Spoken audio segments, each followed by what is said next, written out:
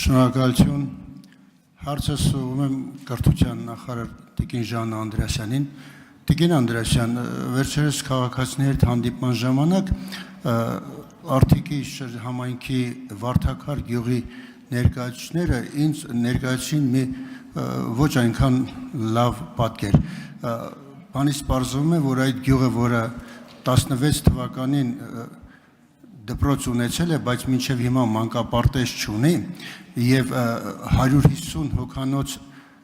աշակերտ ունեցող դպրոցը բնականաբար նաեւ մանկապարտեզ պետք է ունենար, որտեղ երեխաներ կան ուրեմն եւ գյուղը բավական մեծ է, Արտիկից գտնվում է 14 կիլոմետր հեռավորության վրա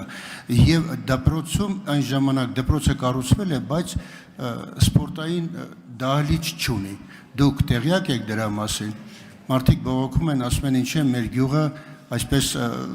անուշադրության մատնվել։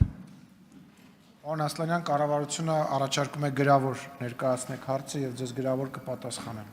Շնորհակալություն։